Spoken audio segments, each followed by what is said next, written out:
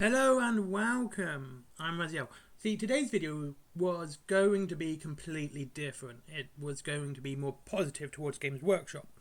I give them a lot of crap. They deserve all of the crap I give them. But you know, I thought I'll give them a bit of a leeway. I'll be a bit easy on them and talk about Games Workshop and their pricing.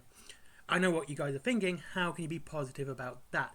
Well, it was a comparison video between different companies as well, and Games Workshop's prices, and where other companies are more expensive than Games Workshop, with a like-for-like comparison. I've said comparison is important when it comes to games, video games, war games. You know, you've got to know where you're putting your money and what's happening, and always slating Games Workshop as being the most expensive. They are not, by the way. At the moment, I would say Raging Star definitely outdoes them, and Star Wars Legion as well.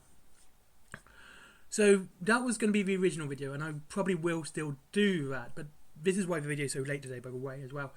Then a pattern emerged. A very, very weird one, and it was something I think... So put your tinfoil hat on for this conspiracy, because it very is a conspiracy. Games Workshop are trying to remove themselves from the wargaming hobby. And this was just going on the pricing, and then I looked into it a little bit more. Now, the first symptom I saw of this is that they would call all of Games Workshop stuff the hobby, and this is something I've said is absolutely untrue. They are not the hobby, they are part of the hobby. They are a big part, don't get me wrong. They have the most players, they have the most collectors, you know, they make the most money. So they are a big part, but they are not the hobby.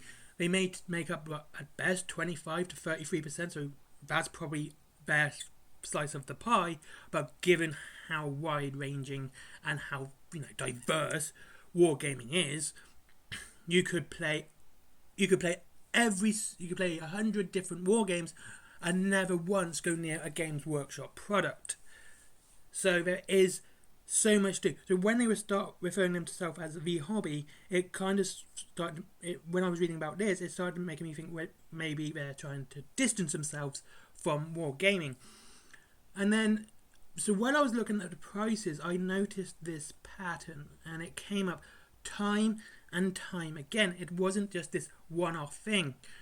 When it comes to the big centerpiece models, the big models, the ones that you may only need 1, 2 of maximum for your army, they tended to be cheaper. They were ones that would tend to be cheaper on a like-for-like basis. An example is the Sons of Bahamut Spearhead is £100, whereas if you get the Surf and Turf for Conquest, that's £200. Okay, so this I think it's £200. But anyway, there is this massive, and this wasn't the only one as well, because I was looking into this a lot. I was seeing this happen many times. Another example is the Rhino. Right, yes, you can have lots of rhinos, but compare it to the Judge Dredd Pat Wagon. The Pat Wagon's £10 more. And yeah, I know resin's meant to be more expensive. I get that. But if you 3D print, a lot of people who 3D print understand actually how much resin costs. So, you know, this was like other things as well. The big centerpiece models for the smaller games were generally more expensive in Games Workshop.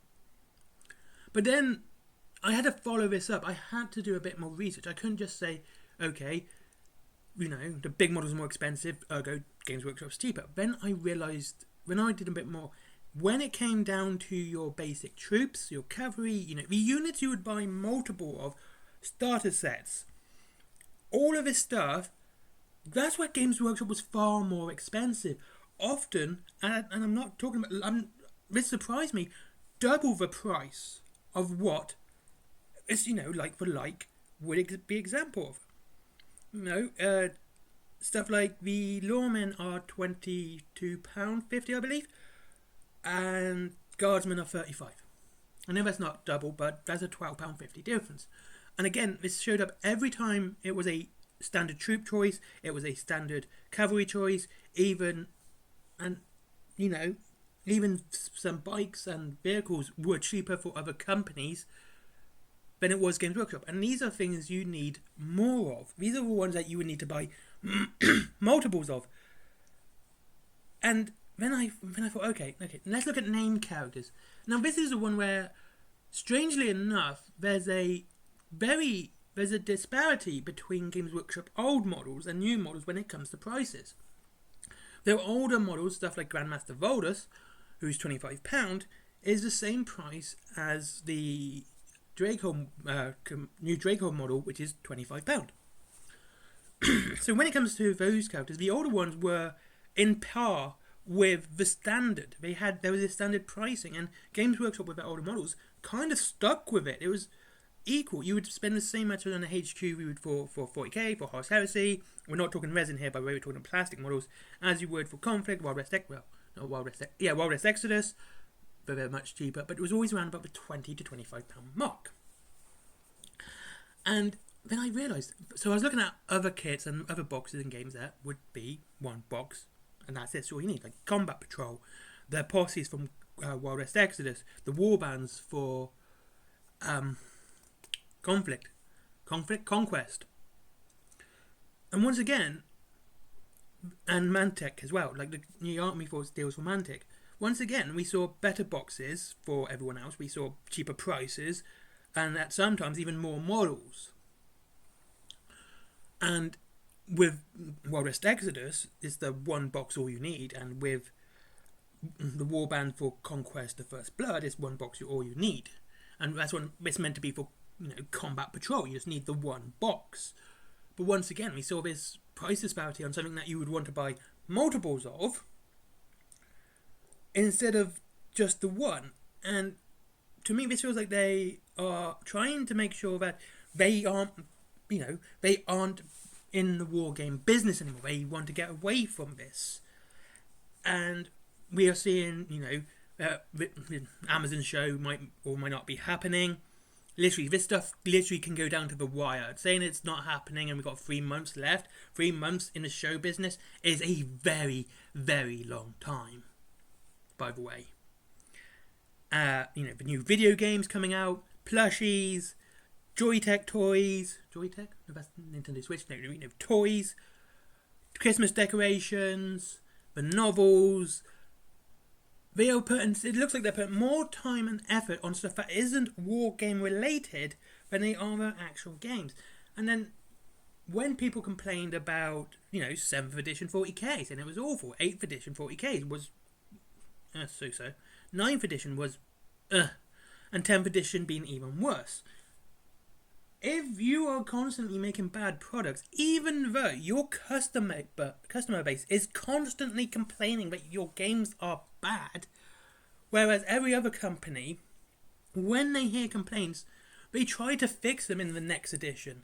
They might not always work, but you can see there's this avid try to fix their games for a new edition, and a lot of them don't do FAQs and erratas. They don't do, oh, by the way, this rule really means this. And even some things that might be common sense, like saying about when it comes to the base goes through. Well, what about the wings? Like, seriously, they can fold the rings up.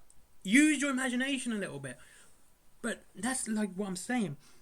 There's this side that looks like they just don't want to be in wargaming anymore. They just don't. They don't have the passion for it. We've seen so many new models be bland and just blasé. When we look at other companies and their new models, and look at the new stuff coming from Conquest, the new models for Bold Action, and I'm going to say it, but Armoured Clash models are absolutely fantastic. That blows Imperialis Legionis out of the water on just quality of model alone. It's like they're not trying with the wargaming side anymore. They aren't even bothering with it. That's just like I said. There's a theories. Take your tinfoil hat off now if you want. And what do you think? What's your opinions on this? I'll see you all in the next one. I hope you have a lovely day. I really do. And I'll catch you next soon. Don't forget, if you want to save money on your wargaming, there's Whaling Games down below, as always. Up to 20% off your wargaming and free delivery after £20. There is also for Ben Plan for comics, DVDs, mangas, etc. All that cool, fun, geeky, pleasure stuff. And there's my merchandise, t-shirts, cups, stickers, etc. Then there's my comics as well. You want to see Little Red Riding Hood go ham on some cyborg werewolves. And finally, What else? Oh no, hold on. Skyforge. Never forget Skyforge, which is one I always seem to forget, even though I say never forget it. And finally, so we can get that Google algorithm. And finally, Patreon, because business. Bye bye.